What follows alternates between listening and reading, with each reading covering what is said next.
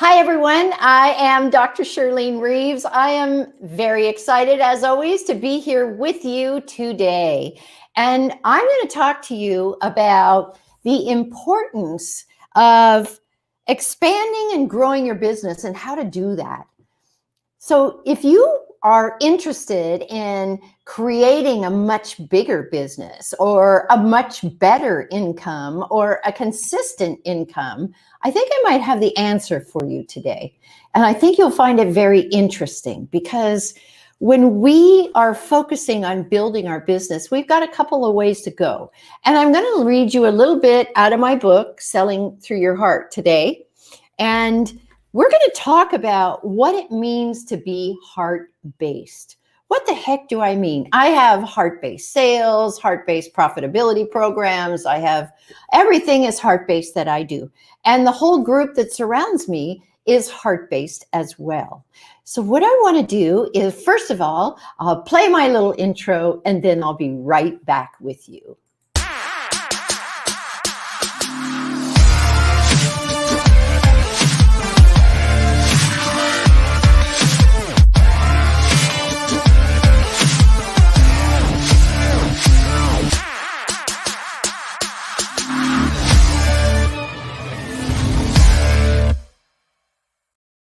And hello and welcome back.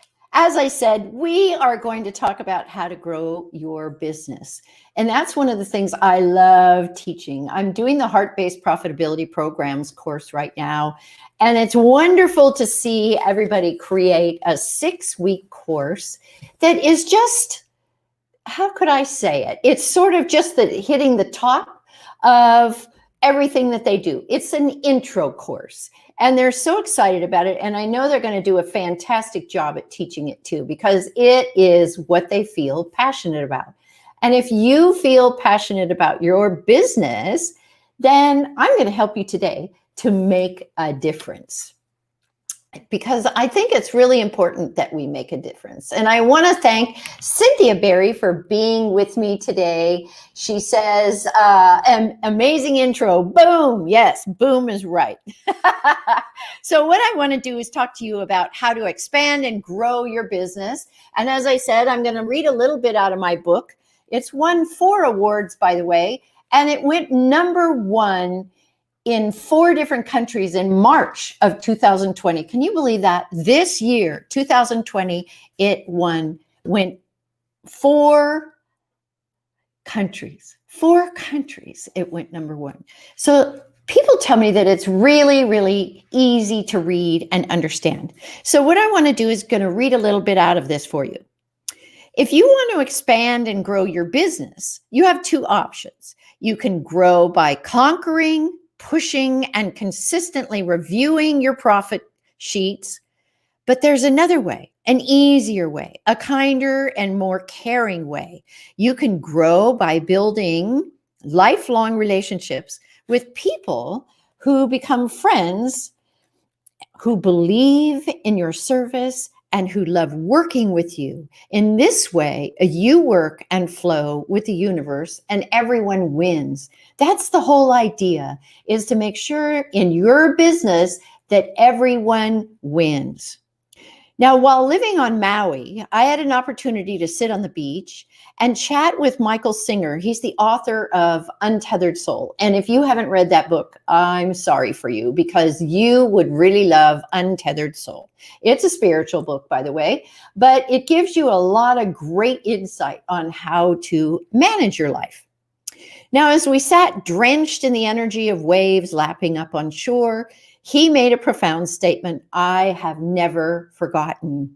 We were chatting about my unexpected impending divorce, the sadness and disappointment I had internalized, and the next best steps for my future, when he said, "People are watching to see what you do." Until he made this statement, it hadn't occurred to me that each one of us is a role model for others to follow. And what you do and say during the most difficult trials in life reflects on your integrity and how others see you. You may have already experienced that before, where you said something or did something you wish you'd never done, and people saw you in a whole different light than the person that you truly are.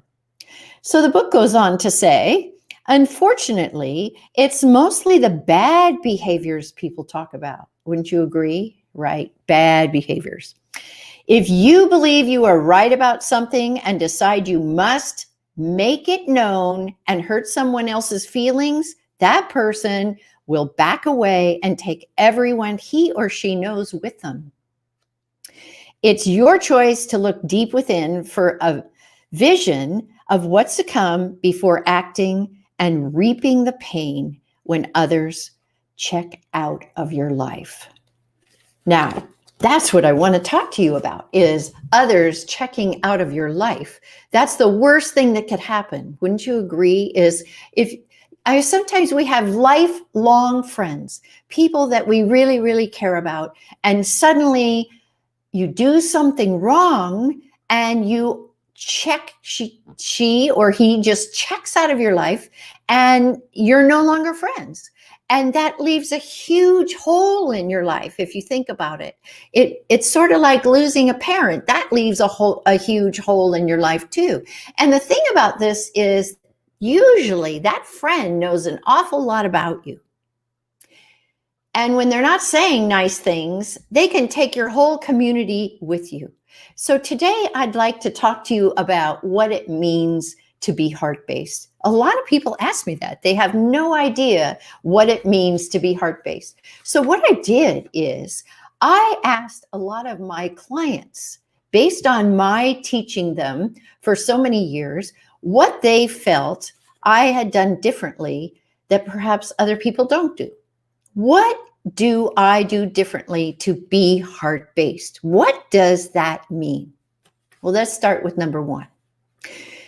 This is the first comment that I got, and I really, really like this comment. Putting the interests of others ahead of your own. Think about that. Putting the interest of others ahead of your own. Who have you put ahead of your own interests? Now, your kids don't count. You don't get to count them. I'm talking about business associates, because that's what we're talking about, is business. So think about who you put ahead of your own self, of your own welfare, of your own needs, of your own interests. Have you ever done that? Well, I see that all the time, because in the Authors and Speakers Visibility Playground, we have a mastermind every Thursday at 10 o'clock. And it's free. It's absolutely free. And we talk about how to put others before ourselves. This is a heart-based community. And I really enjoy this community because I can trust them. I know they're going to show up. They're leaders who really, really care about their clients. They definitely put the welfare of others before their own. And I'm very appreciative about that. Here's the next one. Focusing on seeing the goodness in others. Have you done that? You know, sometimes somebody has a really, really bad day. We see this when they're driving. We used to sit in traffic. We'd really see this. And we'd get mad at somebody, but we never stop to think when somebody cuts in front of us, well, maybe that person's having a bad day, or maybe they have someone in the hospital and they have to get to the hospital right away, or perhaps they have a sick child in the car and they have to get to the doctor right away. We don't give them the benefit of the doubt.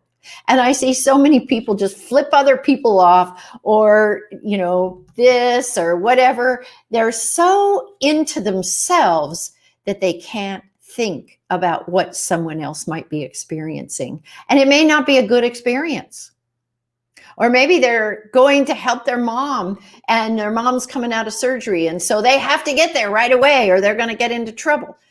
That's what I'm talking about, focusing on seeing the goodness in others. What could that person possibly be doing that is causing them to act so erratically? That's what you have to ask yourself. Instead of getting angry, step back.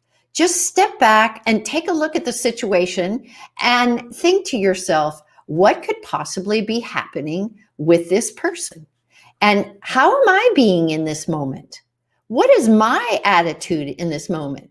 Am I putting myself first? Am I getting angry? Am I getting pissy? What's happening in this moment with my inner child, right? We got to think about that kid that runs around in our body all the time and makes us do things we wished we'd never done. And that's what I'm always I'm always telling my clients about the 2-year-olds and how the 2-year-olds are always running around getting into trouble. It's not until they actually become the adult that they can step back, see the situation clearly, and make a difference in the world based on their own behavior. Because your behavior in that very moment, whatever you do negatively, is going to resonate all out across the universe and come right back to you in a negative way. So I want you to really think about what it is you are thinking and the actions you're taking before you try to blame anybody else. Here's another one. Recognize that you are only critical of others if you have what you're criticizing within you. That's like that old thing that we do, you know, when you point a finger, you got 3 pointing back at you, right? That's what it is, because you will not be critical of anyone if you don't have it within you. The problem is that you don't like what you have within you. So when you see it in somebody else, you go, rah, rah, rah, and you start talking to everybody else about how you feel about this person. Not a cool thing to do, because when you tell another person about the behavior of someone else, you are showing them, they're thinking to themselves, wow, she's like that. She does that kind of thing. I don't like that either, but she does it. So what am I supposed to do? Am I supposed to tell her that she does it? Am I supposed to tell her that I see it in her? What am I supposed to do? Well, the reality is you're not supposed to do anything. Don't even acknowledge us. Just say, I could see how you might think that way. That's my favorite phrase. I can see how you might think that way. Because when somebody is being really, really negative and you see that same thing in them, what else can you say? Not much else, right? So always recognize that if you are critical of others, you have it within you. There was a time in my life where when I had a friend and she was critical of everybody. Oh my gosh, it didn't matter what they wore, their hair, how they talked, or how they act. She was critical of everything that this person did. And she was the biggest offender. And we all knew it. And so no one had any, well, they didn't even respond because they knew the woman was literally talking about herself. So think about complaining. You don't want to do that. You want to just let people be who they are. They're all on a different path. They're all learning different things. And nobody, I've said this on other shows, nobody thinks just like you. And nobody acts just like you. You are one of a kind. There's nobody out there that is like you or experiencing what you are experiencing, because you came here to experience this. Everything that's going on right now, you came here to experience this. Did you hear me? You did. You're here to experience it. And everybody's experiencing it in their own way. So don't try to convince somebody else that they're right or they're wrong or something's happened that you have an opinion about. That doesn't work at all. Here's another one. Active listening is an active practice. What is active listening? Well, that means that we aren't doing all the talking. You don't want to be the one doing all the talking. And let me tell you why. When you're doing all the talking, you're not doing any listening. And when we're talking, we can't learn. When we're talking, we can't learn. When you have your ears open and you're paying attention and you're practicing active listening skills, you are learning a lot. You're learning a lot about that person, maybe a situation. You're learning every moment that you are not talking. And I want you to try not talking for an hour, say, and start listening to everything that's going on around you, and you'll be surprised at what you learn. Now, I don't mean you're not talking and you're sitting in front of the TV. That's not what I'm talking about. I'm talking about if you're in a networking group on Zoom, just try not talking. Just listen to what everybody says. Or if you're having a one-on-one, I've had a number of those today, where you're just talking to one person, listen. Don't do the talking, do the listening, and see what you can learn. It's kind of like a game. You know, I used to play this game when I'd sit in restaurants when we could sit closer. And I wouldn't say anything. I would just listen to the conversations that were going on around me. And yes, we're not supposed to listen to people's conversations, but it was entertaining. And I was learning a lot. Boy, was I learning a lot. So when you are listening and you're focusing on listening, then you will always learn a lot. There's no other way around it, because things are just coming into you. And if you're like a sponge, then you'll learn more and more, the more and more quiet that you are. Here's the next one. Work to support and lift the whole heart-based community. Well, that's what we do in the Authors and Speakers Visibility Playground. We work to lift everybody at the same time, because then everybody wins. That's a heart-based way to look at things, a heart-based way to interact with your clients, with your friends. I don't care who it is, but it's very, very important that you lift others. Don't tear them down. Don't, as I said a little earlier, try not to be so critical, and just let them be who they are, and find something good about the person and mention that and lift them. Make them feel better about themselves. Make them feel better about their life, and that they're appreciated and loved. That's what's so important, is when you lift others. I try with almost everyone I talk to lift them. And I have a lot of people that come to me in tears. I see a lot of tears. It's just part of doing the transformation treatment. But my goal is to lift them and have them laughing by the time we're done. So try that. Try lifting others, because then everybody will want to be around you. That's what we're headed for, right? That's what heart-based means, that people want to be around you because they love you, they care about you, and they know that you have their best interests in mind. Here's another one. Be available to your clients. Answer the phone, people. You're home most of the time. People know you're home most of the time. So why aren't you answering the phone? Now, it makes perfect sense if you're not answering the phone, if you're coaching somebody. And like today, I had 5, I still have more, but I have 5 coaching clients I have to work with today. And each and every one of them knows that I'm available to them. They can text me, I'll respond to them. They email, I respond. And I definitely answer the phone if I'm not coaching. Please think about this. There's no reason why you can't answer the phone unless you're holding a baby or putting a baby to get bed, or maybe you're fixing dinner or something like that. That's perfectly reasonable for not answering the phone.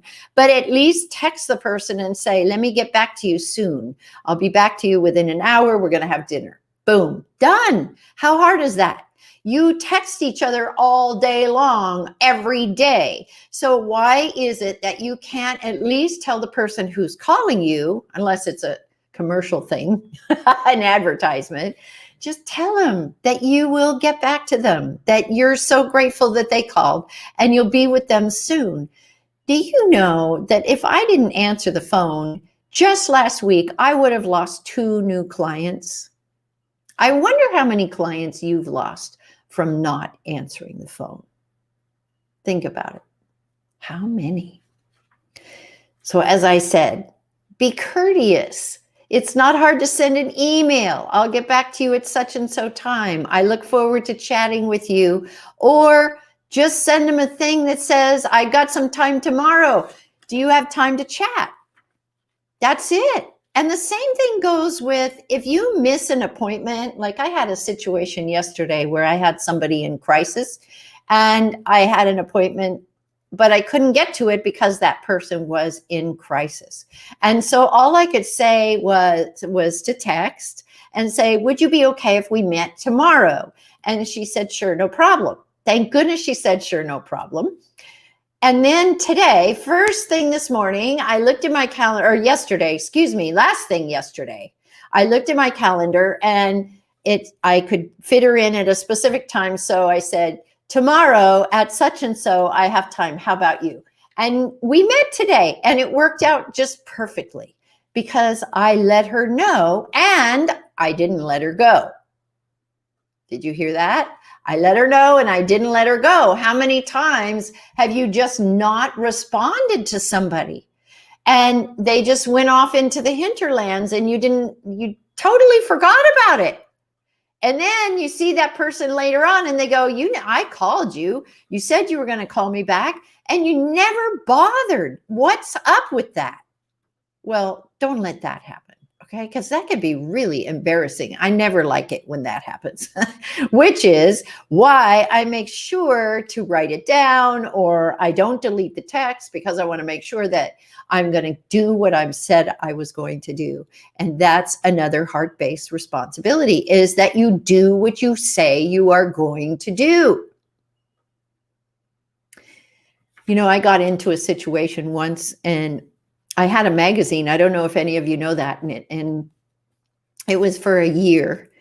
And the person that was doing the magazine for me completely fell out before the last quarter. And I used to go out every quarter and it fell out. And I thought, what am I going to do? I can't put a magazine together and these people have paid me. I have to make something work.